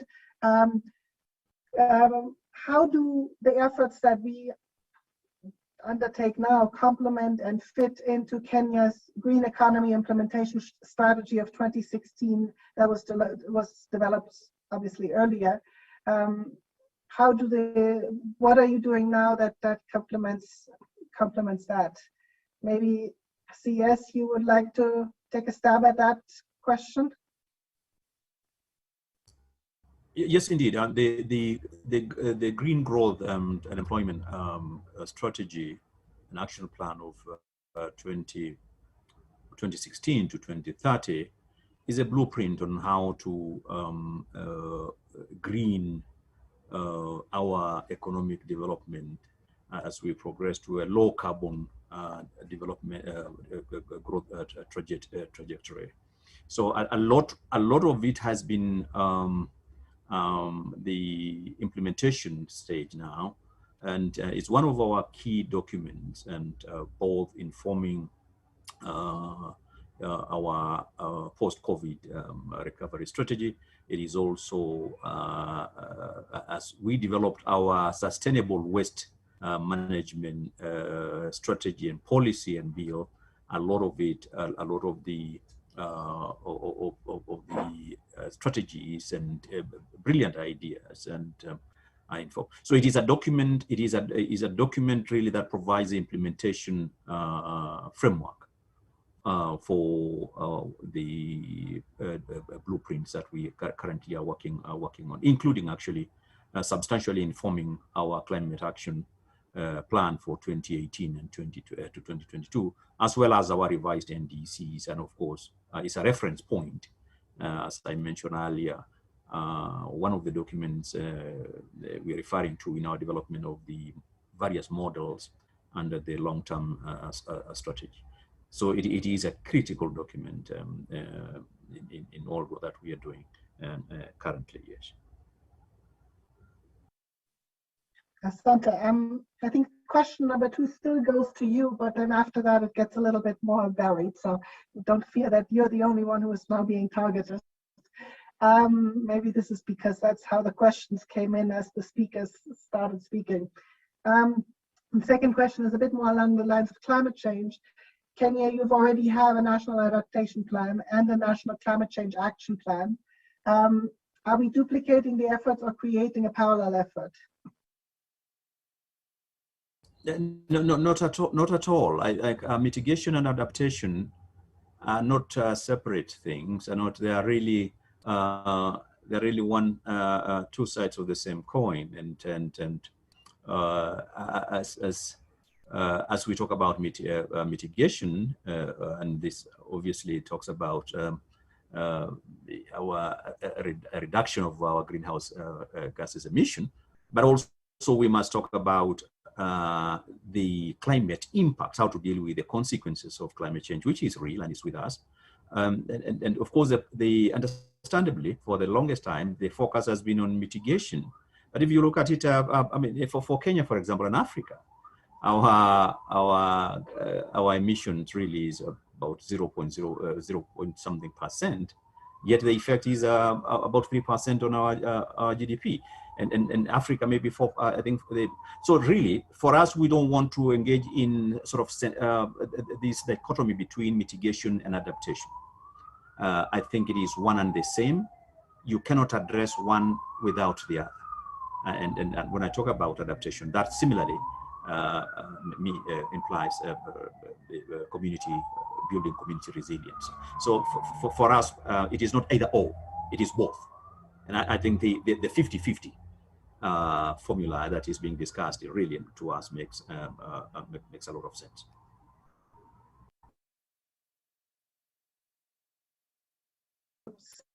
Sorry, Asante Sana.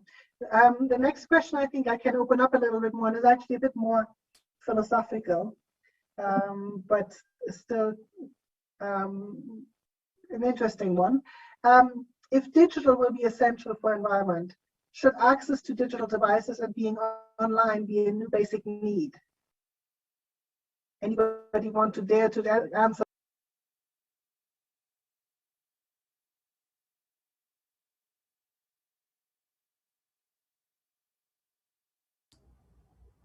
Sorry, moderator, We didn't get the question.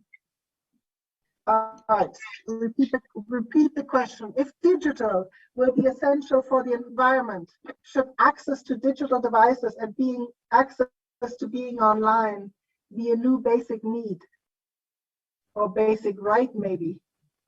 May I take that? Sure. Thank you, Governor here. I don't know if I want to sort of raise it to the level of human rights, or for that matter, some sort of broad platform such as that. I don't think it's necessary to raise it to the levels of justice, human dignity, etc. Those I think we understand well. But that notwithstanding, it is important to acknowledge that access to digital platforms, or for that matter, access to the financial sector through the digital platform, one way or the other, will become the norm. As it is in Kenya, it is the norm. And what we need to do, of course, is to deepen it even more. As you know, financial access at this moment is north of 85%. And actually, in terms of just having the digital devices, that is more than 100% in terms of coverage of our adult population.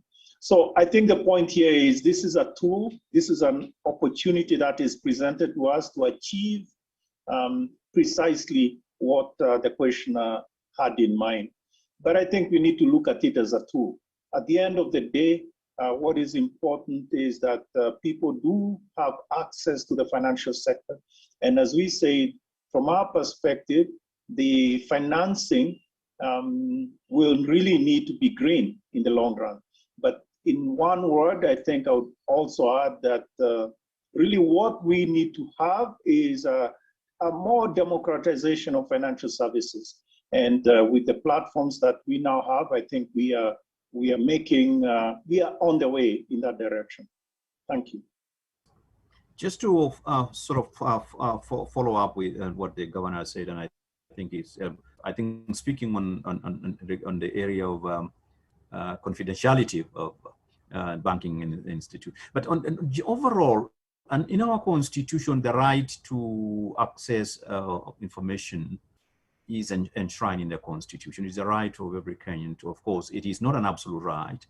And also in our Climate Change Act, there is an obligation on government to make available for the citizens the information information regarding that may implicate climate change and so on and so. Again, it is not an absolute, so there are very limited exceptions, and where it deals with issues of personal data, and so the data protection aspect. So it has to be looked at. Yes, the right to access information, including, of course, digitally, because public participation, and for them to be able to meaningfully participate, they need access to information. And information also, not just in hard form, but it's not an absolute. There are very, very, very rare exceptions where that right. But it is the duty of a person, a government institution, that is denying citizen that right to demonstrate and justify that denial. May I, Katrin? This is Thomas. Please. Yes, let me just say that I think there are interesting parallels here between the incredible development in Kenya when it comes to leapfrogging into, for instance, mobile payment systems. That has been a tremendous development and open up the opportunities for people in a way that was not foreseen before the digital revolution. I myself come from Sweden. Sweden is also in a huge transition when it comes to these type of issues. Actually, currency, as we know it, banknotes and coins are practically disappearing from the economy because of the digital development. So here, mobile and digital payments are crowding out the traditional way of paying.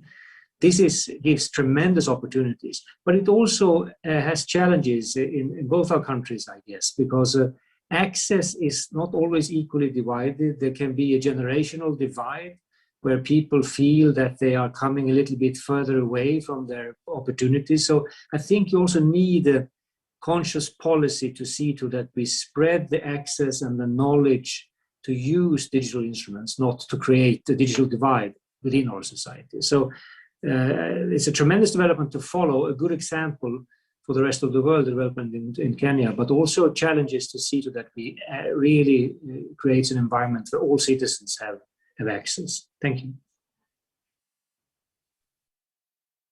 Thank you. Excellent to get a little bit of discussion going among you. And indeed, there are very many aspects to digital and how digital can both help and further sort of our fight against climate change. So thanks for that question. I have a question on finance options. So I'm glad I still have both the governor and the vice president online.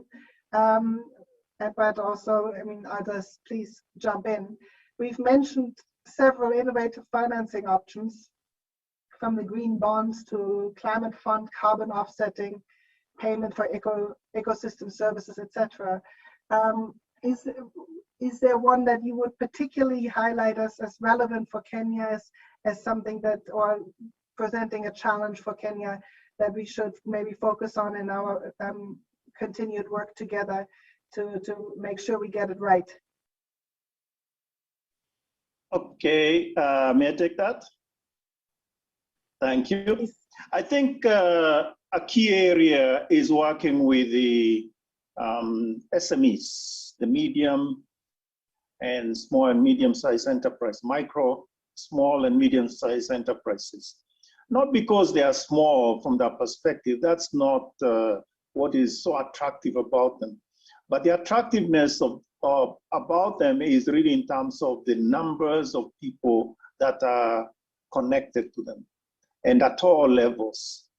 So I think, and it has to be pretty much a sort of not just one issue, meaning financing, let's say, but rather it has to be a holistic solution for them. So to the extent that we can do that, I think will in a sense leapfrog in another dimension. So that is the one point I would want to put on the table. And the EU obviously has been helping us in various ways. We've had discussions, and the EIB as well. We've had discussions, for instance, in the context of having a credit guarantee scheme, etc. But there are other things we need to do, but that is the one thing I'll probably put on the table. Thank you. I very much agree with the governor there. And I think for us, we are constantly looking for local and national partners to be able to reach to small and medium-sized businesses. And that is, of course, local banks that can be very helpful in that respect, where we go into a deep cooperation, provide guarantees or other types of financial instruments, sort of with the condition that the bank itself commits to see to that these resources finally end up with smallholder farmers or other types of small businesses. And I think this type of partnership is extremely fruitful because the knowledge is, of course, within the region, within the local banks. But we can provide also financial instruments and support that we from the European Investment Bank can sort of see to finally reaches also the smallholder farmers. So this is an area where we very much would like to continue cooperate, both in Kenya and elsewhere, of course. Thank you. Thank you. Anybody else have favorite financing models they would like to highlight? All right, then I move to the next question. What are the, we're seeing, we all know, I think, that we need to get private partnerships into the discussion around whether it's on climate or on biodiversity. But what are some of the existing nature businesses that EU and Kenya in the private sector could work on together?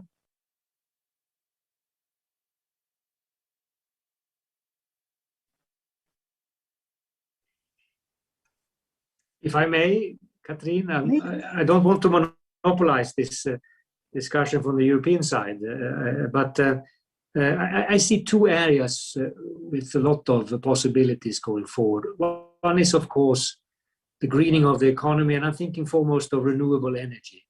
There you have the need for investment in both the grid to distribute energy, but also when it comes to solar and wind power.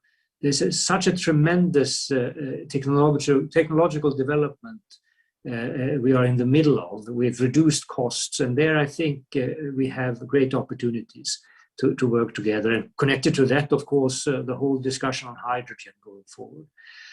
What the COVID crisis has revealed, I think, in many countries inside Europe and outside Europe is vulnerabilities in healthcare systems. And I think this will be very high up in many discussions.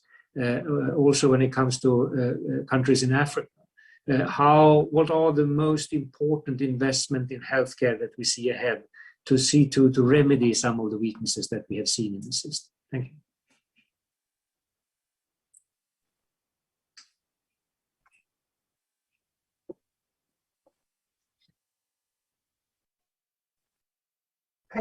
I see you still speaking, but I can't hear you. Is that just my problem?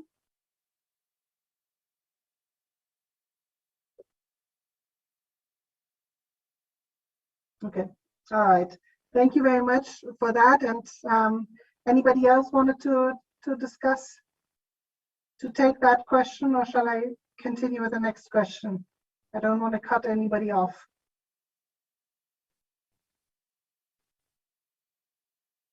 All right, we have another question on climate change, seems to be, but this time more towards the Kenyan side. Since climate change it's a public good, it's in a sense no man's duty.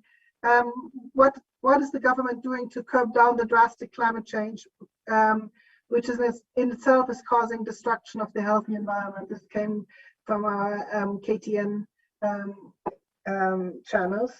So this is more geared towards the Kenyan side, but I think, as we said, it's a global public good. So to a certain extent, it also asks the question of everybody. Sorry, is the question? Sorry, I seem to what Kenya is doing to combat climate change. Yes. Yes. Of course. Yeah, climate change. We, as already mentioned in our presentations by all myself and my colleagues, we signed and ratified the Paris Agreement. I think one of the few the first countries to do so. We have domesticated it. We have enacted legislation and policy instruments, strategies and action plans. We delivered our original NDCs and commitments in 2016, 2015, 2016. We have just delivered our revised edition working. So there is a whole range of interventions, undertaking a huge, massive public education and awareness campaigns, and so on and so forth. So yes, climate change is top on the agenda of the government.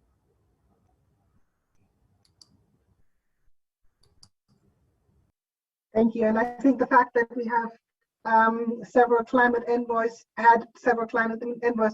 on the call also from the European side shows how much of a top priority it is also on our end, and how we are trying to find ways to make this to combat climate change. I think the thing that shows it is, again, the finance aspects.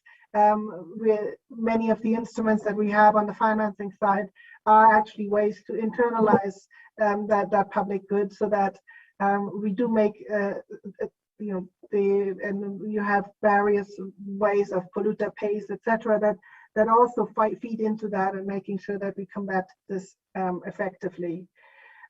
These were sort of the main questions that we got up to now. More specific questions, I think we have experts tomorrow also, not that, CS obviously, and as you're also an expert, but we have some of the people who work on this in more detail in the sessions tomorrow. So there's still a chance, if you didn't get around to answering your question yet, asking your question yet, or getting it answered, we will go into more detail on this tomorrow. For me, it has been a very inspiring session, and I really want to thank all of the distinguished speakers for their enriching presentations, and also the public for very pertinent questions that we have received.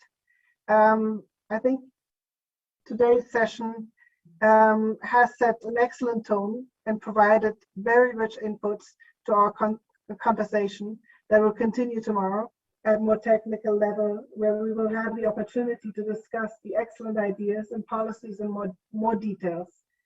We are encouraged by this optimistic vision with the European Green Deal and Kenya's leadership as the global environmental and climate diplomacy champion. We are going to make peace with nature. We've heard that repeatedly, and I'm optimistic that we are going to see a swift transition to sustainable green business and financing models, and a more peaceful and safe world, to use some of the ideas floated in today's intervention. Another one that I particularly liked was Kenya's potential in green and blue economy. We of course need to mobilize many others around the world to enact the global transition and recovery from the unsustainable economic models in the current pandemic to a truly sustainable, clean, more circular, climate neutral, and nature positive economy. And for mobilizing that, we need to use the various fora that we are in. And we have UNEP here, and we are discussing here. We have heard from our Irish friends also the importance of raising this even at the UN Security Council, where Kenya currently is. But we have other fora where Kenya also plays an important role, from the East African community to the ACP group, to the African Union, where Kenya has a voice and is using that voice very strongly. And I think all of these fora will need to be combined in order to to mobilize the world into action, on whether it's on climate change, on biodiversity, on fighting plastics and marine litter. All of these issues require joint efforts in order for us to address them. I therefore thank all of you participants for making so much time available and staying online for the long time. It's been really a pleasure seeing many of you and discussing with you, and I thank you and look forward to our discussions tomorrow. Asante sana. Shukran. Asante sana. Thank you very much. Bye-bye. Thank you. Be classified as banking book fund.